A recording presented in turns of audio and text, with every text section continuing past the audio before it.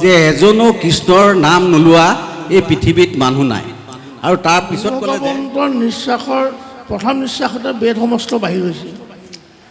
আকৌ ইফালে লিখিলে চতুৰ্বিংশতি অৱতাৰত মৎস্যৰূপে অৱতাৰ ভৈলা প্ৰথমত উধাৰিলা বেদপ্ৰভু প্ৰলয় জলত। কৃষ্ণ পুৰাণত আপুনি ইয়াৰ উত্তৰটো পাব।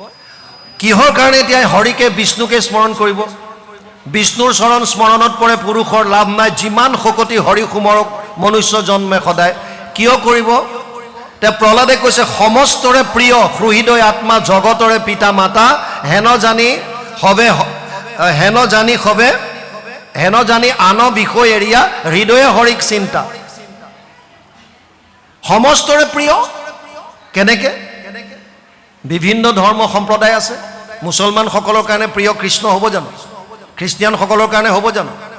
শৈৱ আমাৰ সনাতন ধৰ্মৰ 5টা থাল আছে নহয়। যোনে শিৱক মানে আৰাধ্য হিচাপে তেওঁলোকক শৈৱ বুলি কয়, যোনে শক্তি পূজা কৰে তেওঁলোকক শাক্ত বুলি কয়, যোনে গণেশ মানে তেওঁলোকক গাণপত্য বুলি কয়, যোনে সূৰ্যক মানে তেওঁলোকক সৌৰপন্থী বুলি কয়, যোনে বিষ্ণুক মানে তেওঁলোকক বৈষ্ণৱ বুলি কয়। বৈষ্ণৱসকলে বাৰু কৃষ্ণক ভাল পালে, বাকীবিলাকে কিন্তু ইয়াত প্ৰহ্লাদে কৈছে সমস্তৰে প্ৰিয়, সকলোৱে ভাল পায় কৃষ্ণক।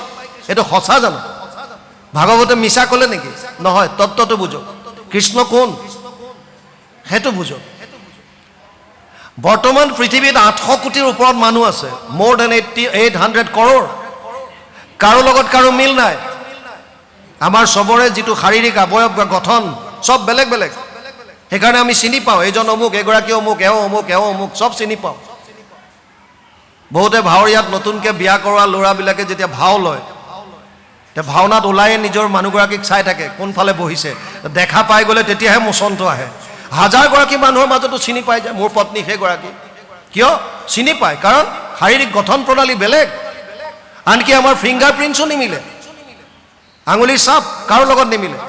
ইমান বৈষম্যতাৰে ভৰা এইখন সংসাৰত এটা বস্তুৰ মিল আছে, সেইটো হৈছে কি? আমি সকলোৱে এটা বস্তু বিচাৰোঁ, সেইটোৱে হৈছে আনন্দ, যাক আমি সুখ সুখ বুলি কওঁ।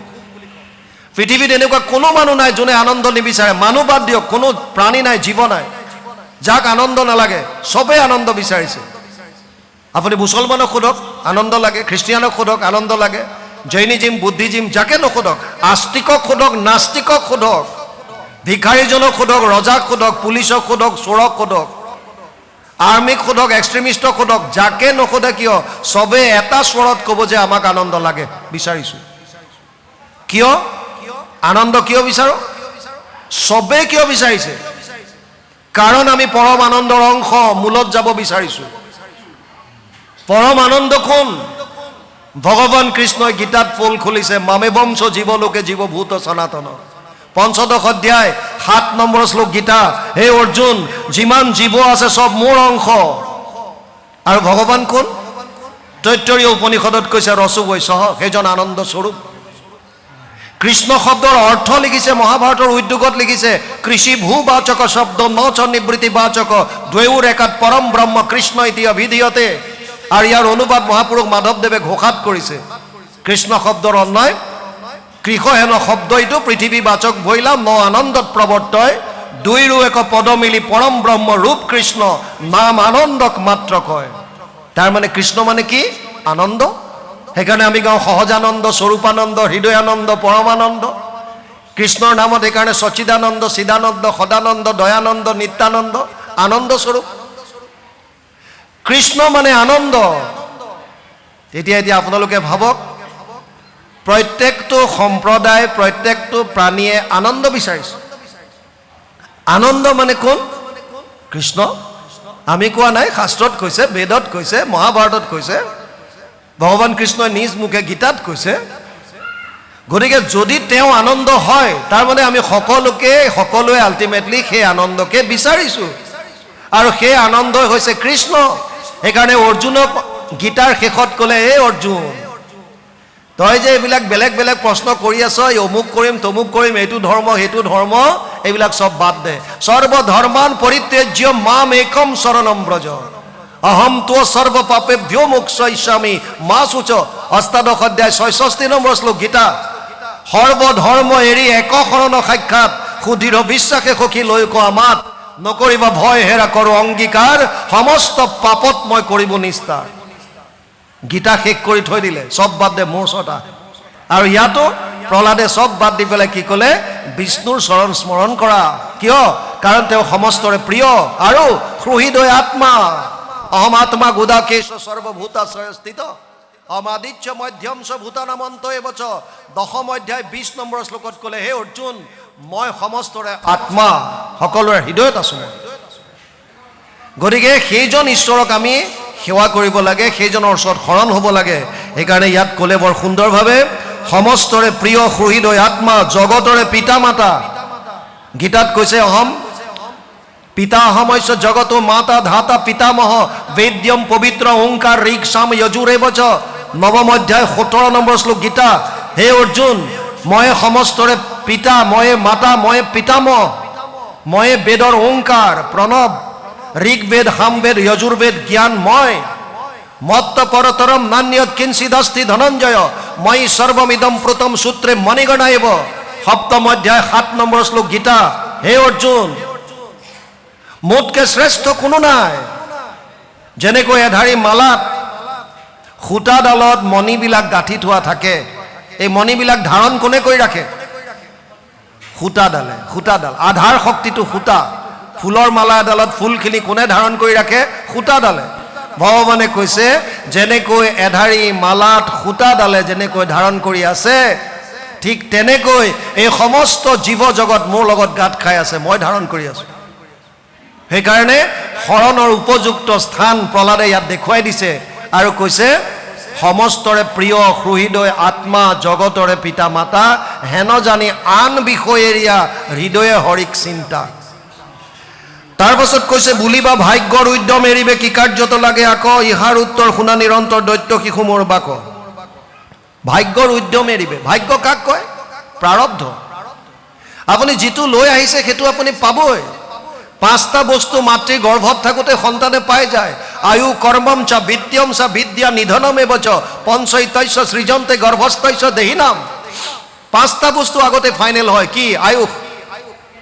এটা সন্তান মাকৰ গৰ্ভত থাকোতে ফাইনেল হৈ যায় কিমান দিন জীয়াই থাকিব আয়ুষ কিমান লৈ আহিছে তাৰ কৰ্ম কেনেকুৱা হ'ব টকা পইচা কেনেকুৱা হ'ব বিদ্যা কেনেকুৱা হ'ব নিধন কেনেকৈ কি ধৰণে তাৰ মৃত্যু হ'ব চব ফাইনেল কেনেকৈ যেনেকৈ আপোনালোকে ইয়াৰ পৰা দিল্লী যাবলৈ হ'লে যদি ট্ৰেইনত যায় তেতিয়া আগতীয়াকৈ ট্ৰেইনৰ টিকেট বুক কৰে ট্ৰেইনৰ টিকেট বুক কৰোঁতে আপোনালোকে এটা ডিচাইড কৰে যে মই কোন ক্লাছত কৰিম জেনেৰেল ক্লাছ কৰিম নে স্লিপাৰ কৰিম নে স্লিপাৰত কৰোঁ নে মই ফাৰ্ষ্ট এ চি কৰোঁ নে ছেকেণ্ড এ চি কৰোঁ নে থাৰ্ড এ চি কৰোঁ নে ক'ত কৰোঁ যদি 3 এচিত কৰিছে তেতিয়াহ'লে আপোনালোকে টিকেটটো য'ত আছে সেইটো কম্পাৰ্টমেণ্টত সোমাব লাগিব আপোনাৰ যদি থাৰ্ড এ চিৰ টিকেট আছে আপুনি থাৰ্ড এ চি কম্পাৰ্টমেণ্টত আপোনাৰ কাৰণে নিৰ্ধাৰিত কৰি থোৱা ছিটটোত গৈ বহিবগৈ লাগিব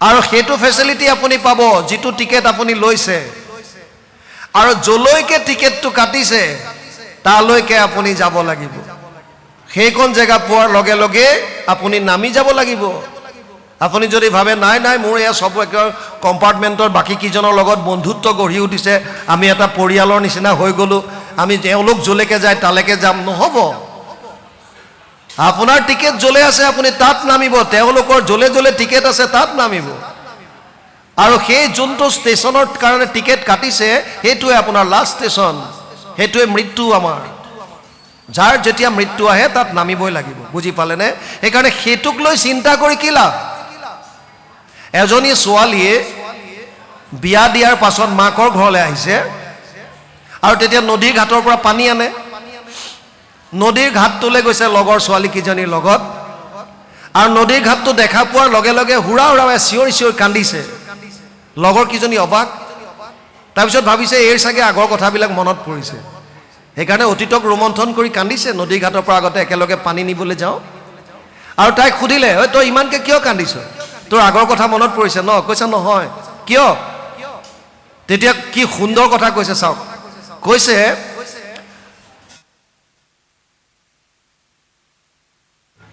কৃষ্ণ মই এতিয়া বিয়া হ'লো কাইলৈ পৰহিলে মোৰ সন্তান হ'ব সন্তানটো অকণমান ডাঙৰ হ'লেতো ককা আইতাকৰ ঘৰত ফুৰিবলৈ আহিব, ফুৰিবলৈ আহিলে এই নদীৰ ঘাটলৈও আহিব, আহিলে কেনেবাকৈ নদীৰ পানীত নামি গ'লে যদি নদীয়ে উঠাই লৈ যায়, হয়তো কথা চিন্তা কৰি এতিয়াৰ পৰা কান্দিছে। বুজি পাইছেনে নাই?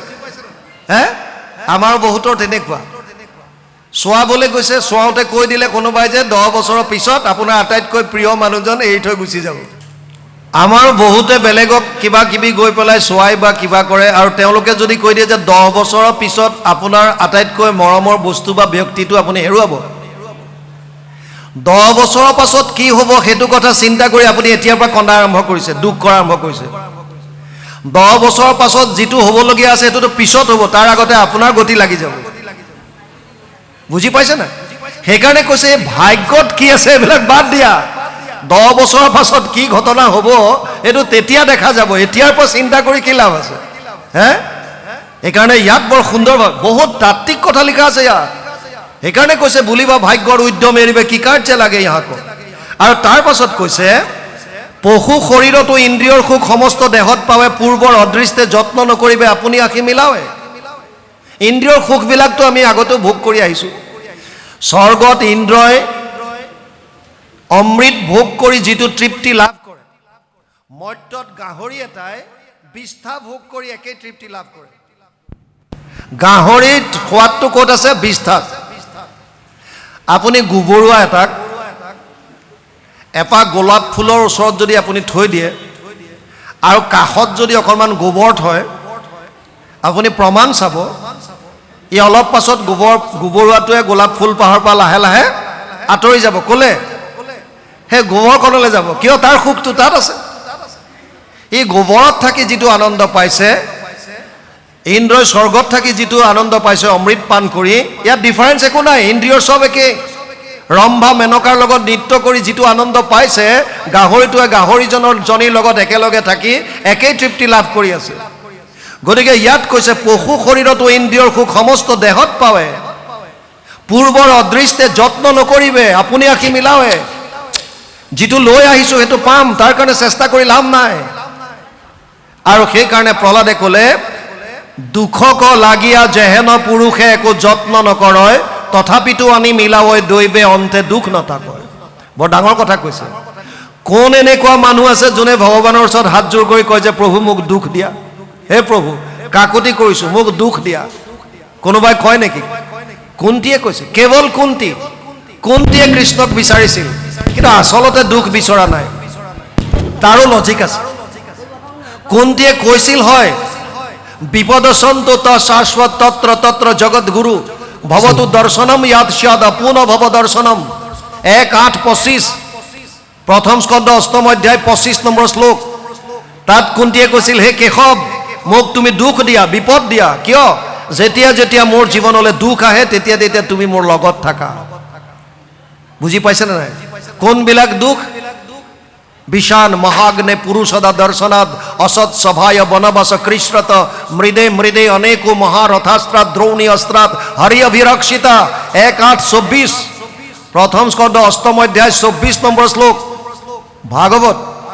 তাত কুন্তীয়ে কৈছে যেতিয়া দুৰ্যোধনে ভীমক বিষ পান কৰাইছিল, যেতিয়া যতুগৃহত জ্বলাই দিছিল অগ্নি, যেতিয়া বনত নৰখাদকৰ পৰা অসৎ সভা দ্ৰৌপদীৰ যেতিয়া বস্ত্ৰহৰণ হৈছিল, বনবাস কৃষ্ণত বনবাসত থাকোঁতে বিভিন্ন বিপদৰ পৰা, বিশেষকৈ দুৰ্বাসাৰ সাপৰ পৰা, দ্ৰৌপদীৰ ৰন্ধন পাত্ৰত লাগি থকা শাক অকণমান খাই দুৰ্বাসাৰ ভোগ গুচাইছিল আৰু তেতিয়া তাৰ পৰা সাপৰ পৰা বাচিল। কুৰুক্ষেত্ৰৰ যুদ্ধত বিভিন্ন মহাৰথীৰ অস্ত্ৰৰ পৰা আৰু বিশেষভাৱে অস্বস্থমাৰ ব্ৰহ্মস্ত্ৰৰ পৰা। প্ৰতিটো বিপদত তুমি চৰায়ে যেনেকৈ ডেউকা মেলি সন্তানকেইটাক ৰাখি থাকে, তেনেকৈ মোক তুমি ছায়া দি ৰাখি আছিলা। আৰু আজি মোৰ সন্তান যুধিষ্ঠিৰ ৰাজাধিৰাজ সম্ৰাট হ'ব বিচাৰোঁতে তুমি মোক এৰি যাব বিচাৰিছা হে কেশৱ। গতিকে মোক এইবিলাক সুখ নালাগে, এনেকুৱা বিপদ দিয়া য'ত তুমি মোৰ লগত থাকা। কিন্তু আপোনালোকে এটা কথা ভাবি চাওক, কৃষ্ণ লগত থকা মানে কৃষ্ণ মানে কোন? অলপ আগত আলোচনা কৰিলোঁ, কৃষ্ণ মানে দেখোন আনন্দ। তাৰ মানে সাংসাৰিক বিপদ যি দিয়া তুমি পৰম আনন্দ মোৰ লগত থাকা। চিধা কথা। ভিতৰত আপুনি যদি কৃষ্ণক উপলব্ধি কৰে, ইয়াৰ ভিতৰত যদি আনন্দটো এবাৰ উপলব্ধি কৰে, তেতিয়া বাহ্যিক ধুমুহাই আপোনাক টাচ কৰিব নোৱাৰে। সেইকাৰণে কিছুমানে যেনেকুৱাই দুখ নাহক কিয় নিচল হৈ থাকে, নিৰ্বিকাৰ হৈ থাকে, একো নাই, ইমান ফিল নকৰে। একেটা ধৰণৰ দুখ বেলেগৰ ক্ষেত্ৰত হ'লে তেওঁলোক ভাগি পৰিব, কিন্তু তাৰ বিপৰীতে কিছুমানে চব সহ্য কৰি ল'ব পাৰে, কিয় তত্ত্ববিলাক বুজি গৈছে, যিটো সত্য যিটো শুদ্ধ এইটো হ'বই, ইয়াৰ পৰা কোনো হাত সাৰিব নোৱাৰে। সেইকাৰণে ইয়াক কৈছে দুখক লাগীয়া যেহেন পুৰুষে একো যত্ন নকৰে, কোনেও যত্ন নকৰে দুখ পাবলৈ, তথাপিতো আনি মিলাও দৈৱে, তথাপিতো দৈৱে আনে, কেনেকৈ প্ৰাৰব্ধ যিটো লৈ আহিছে। এতিয়া লজিকটো হৈছে প্ৰহ্লাদৰ যে যেনেকৈ মানুহে দুখ নিবিচৰাকে জীৱনলৈ দুখ আহে, তেনেকৈ সেহি মতে জানা সুখ মিলে আহি দুখ গুছে তেতিক্ষণে আক লাগি যত্ন কৰিবে নালাগে বিচাৰি দেখিও মনে। যেনেকৈ মানুহে দুখ নিবিচৰাকে যদি দুখ আহিব পাৰে, তেতিয়াহ'লে সুখ নিবিচৰাকে সুখ আহিব নাই? সুখ দুখৰ কাৰণটো আমি যিটো লৈ আহিছোঁ পাপ পুণ্যৰ মিশ্ৰিত কৰ্ম, আমি সেইটোক ধিয়াই বহি থাকি লাভ নাই। আমাক কৈছে এতিয়া তুমি কৰ্ম কৰা, এই কৰ্মটোক বৰ্তমান কৰ্ম বা ক্ৰিয়ামান কৰ্ম বুলি কয়, ভৱিষ্যত কৰ্ম বুলি কয়। এতিয়া কি কৰিছোঁ এই কৰ্মটোক ভৱিষ্যত কৰ্ম বা ক্ৰিয়ামান কৰ্ম বুলি কয়, শাস্ত্ৰৰ ভাষাত ক্ৰিয়ামান কৰ্ম। এতিয়া কি কৰিছোঁ? এই বৰ্তমানৰ কৰ্মৰাজি যদি আমি কৃষ্ণত একান্তভাৱে ভক্তি হৈ, কৃষ্ণত একান্তভাৱে যদি ভক্তি ৰাখি একান্তভাৱে সমস্ত কৰ্ম যদি তেওঁৰ চৰণত অৰ্পণ কৰি আমি যদি দৈনন্দিন জীৱন পাৰ কৰি গৈছোঁ, তেতিয়াহ'লে আগতে কি লৈ আহিছোঁ সেইটো বাদ দিয়ক, এতিয়াৰ কৰ্মৰাজিয়ে আপোনাৰ সঞ্চিত কৰ্ম ব্লাষ্ট কৰাই আপোনাক পৰম গতি দি দিব। বুজি পালেনে? সেইকাৰণে কৈছে যেনেকৈ দুখক লাগি মানুহে চিন্তা নকৰিলেও দুখ পায়, তেনেকৈ সুখক নিবিচৰাকৈও সুখ পাব পাৰিব, ইয়াৰ কাৰণে চিন্তা কৰি লাভ নাই। আৰু এটা দুইটা বস্তুৰ এটা ডাঙৰ বস্তু এটা বুজি লওক, সুখ আৰু দুখ ইয়াত এটা আখৰ কমন আছে দুইটাত। কোনটো আখৰ? সুখ দুখ, এটা আখৰ কমন আছে দুইটাতে, সুখতো আছে দুখতো আছে। কোনটো কোনটো আছে আখৰ? কি আখৰ? খটো। সুখ দুখ, তাৰমানে এই খটোৱে য'ত কুটৰ খায়, এই খটোতে আচল বস্তু সোমাই আছে, কাৰণ সি সুখতো আছে দুখতো আছে। সুখ দুখ এই তাতে আছে, খেলি মেলিটো খটোতে আছে। খ মানে কি বুজাইছে? সংস্কৃতত খ মানে আকাশক বুজায় এটা, ইয়াত আকাশৰ লগত কোনো লিংক নবহে। এটা খ শব্দটোৱে ইন্দ্ৰিয়ক বুজাইছে, ইয়াত ইন্দ্ৰিয়বিলাক বুজাইছে খটোৱে। তাৰ মানে এনেকুৱা এটা পৰিৱেশ সৃষ্টি হয় যিটো পৰিৱেশ আমাৰ ইন্দ্ৰিয়বিলাকৰ অনুকূল, বিচৰা ধৰণে হয়, সেইটোক আমি কি বুলি নাম দিছোঁ? সুখ, সুখ।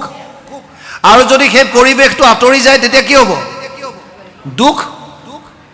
আকৌ কেতিয়াবা যদি এনেকুৱা এটা পৰিৱেশ আপোনাৰ ওচৰত আহিল যিটো আপুনি বিচাৰি আছিল, আপোনাৰ ইন্দ্ৰিয়বিলাকে শুনিব বিচাৰিছে, চাব বিচাৰিছে, স্পৰ্শ কৰিব বিচাৰিছে, যিটো বিচাৰিছে সেইটো পাই গ'ল, তেতিয়া কি বুলি ক'ব? সুখ। আৰু যদি সেই পৰিৱেশটো আঁতৰি গ'ল তেতিয়া দুখ। তাৰ মানে সুখ দুখৰ কনচেপ্টটো কিনো?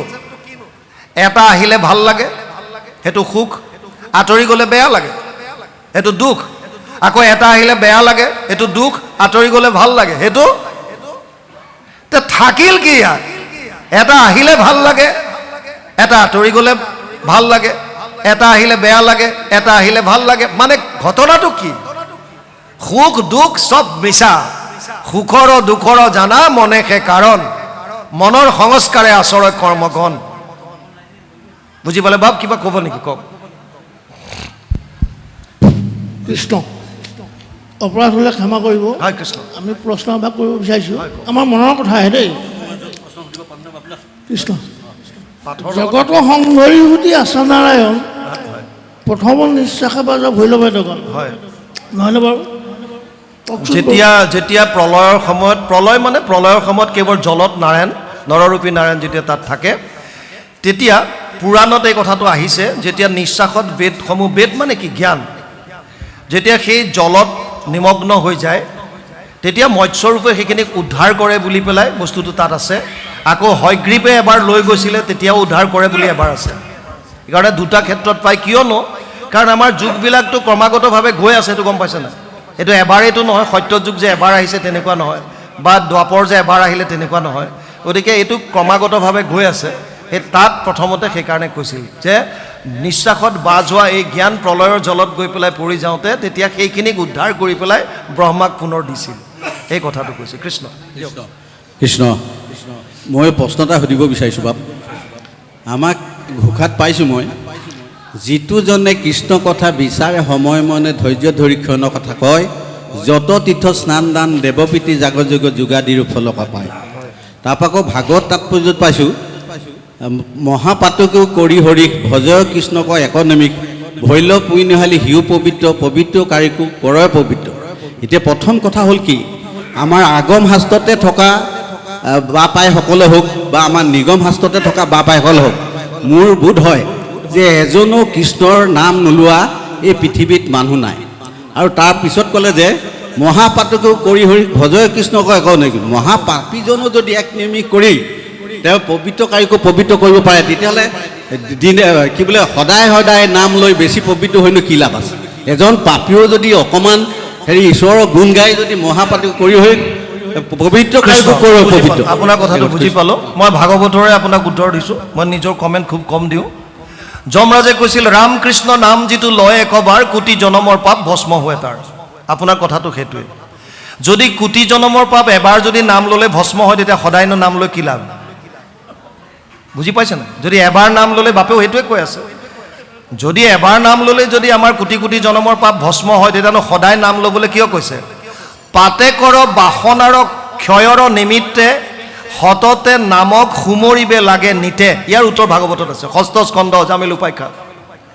যিটো বাসনা মনলৈ আহে বেয়া কাম কৰাৰ, সেই বাসনাটো নষ্ট কৰিবৰ কাৰণে আপুনি এতিয়ালৈকে যিখিনি কৰিলে, ৰামকৃষ্ণ নাম ল'লে, এইটো শেষ হ'ল, বেলেগ কথা। আকৌ যে মনলৈ বেয়া ভাৱ আহিব। আমি বহুতে ভাবোঁ যে মই ইন্দ্ৰিয়ৰ দ্বাৰা একো বেয়া কাম কৰা নাই, কিয় মই 5টা জ্ঞানেন্দ্ৰিয়ক দমন কৰিছোঁ, 5টা কৰ্মেন্দ্ৰিয়ক দমন কৰিছোঁ, কিন্তু যদি মনেৰে বেয়া কথা ভাবি আছে তেতিয়া সেইটো পাপ। এই মনৰ বাসনাবিলাক বেয়া ভাৱবিলাকক দমন কৰিবৰ কাৰণে মনটো এটাই,